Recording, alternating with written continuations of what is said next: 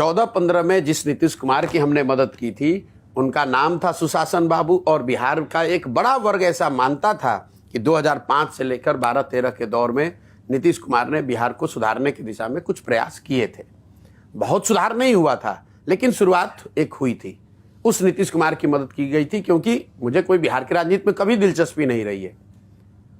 मैं तो जब नीतीश जी मेरे से मिलने आए 2014 नवंबर में दिल्ली में, नीतीश जी की पार्टी चुनाव हार गई थी, उन्होंने अपना पद छोड़ दिया था और मांझी जी को मुख्यमंत्री बनाया था।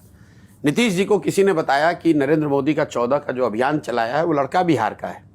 नीतीश बाबू मेरे से मिलने आए दिल्ली में, और उस मुलाकात में जो बातें हुई, मैंने उनसे यही आग्रह किया कि सर आप तो अच्छा वहाँ काम कर रहे थे, आपने पद क्यों छोड़ दिया? तो उन्होंने बताया जनता ने हमें नकार दिया।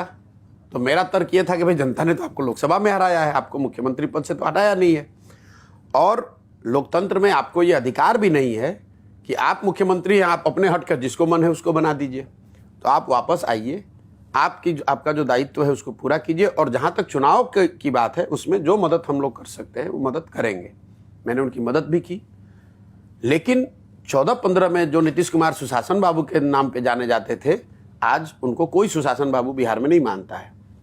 14-15 में वो नीतीश कुमार जो विधानसभा में चुनाव हारे नहीं थे, उनकी पार्टी लोकसभा में हारी थी, और राजनीतिक नैतिकता का तकाजा देकर नीतीश कुमार ने पद छोड़ा था। आज नीतीश कुमार 2020 में चुनाव हार गए हैं। 243 की विधानसभा में सिर्फ 42 विधायक उनके पास हैं, और फिर भी कोई ना कोई जुगाड़ लगाकर, कभी लालटेन पकड़कर, कभी कमल का साथ चलकर मुख्यमंत्री बने हुए हैं।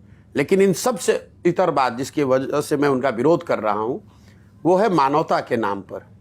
जिस नीतीश कुमार की 14-15 में हमने मदद की थी, वो नीतीश कुमार थे जो रेल मंत्री थे वाजपेयी जी की सरकार में। आपको याद होगा, असम गैसल में एक रेल दुर्घटना हुई, उसमें कोई 200 लोगों की मृत्यु हो गई थी।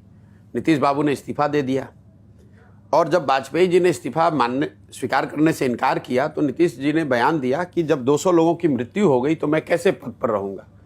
वही नीतीश कुमार कोरोना के दौरान हजारों लोग बिहार के, उनकी दुखद मृत्यु हो गई, लाखों बच्चे, पूरे देश में क्राइसिस थी, लेकिन जितना बिहार के लोगों ने सफ़र किया, लाखों लोग पूरे देश में मारे मारे फिर रहे थे। नीतीश कुमार अपने घर से 1 महीने तक बाहर तक नहीं निकले।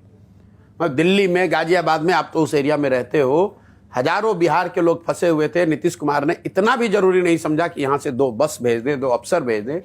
तो ऐसे आदमी, अब उस नीतीश कुमार का विरोध कर रहा हूँ, न जिसमें राजनीतिक नैतिकता बची है, न जिसमें प्रशासनिक काम करने की कुशलता बची है, और न जिसमें मानवता का कोई अंश रह गया है। यहाँ शराबबंदी लागू उन्होंने किया है, जहरीली शराब से लोग पीकर मरते हैं। भाई साहब अपने पॉकेट में हाथ डाल के विधानसभा में खड़ा होकर कह रहे हैं जो पिएगा वो मरेगा।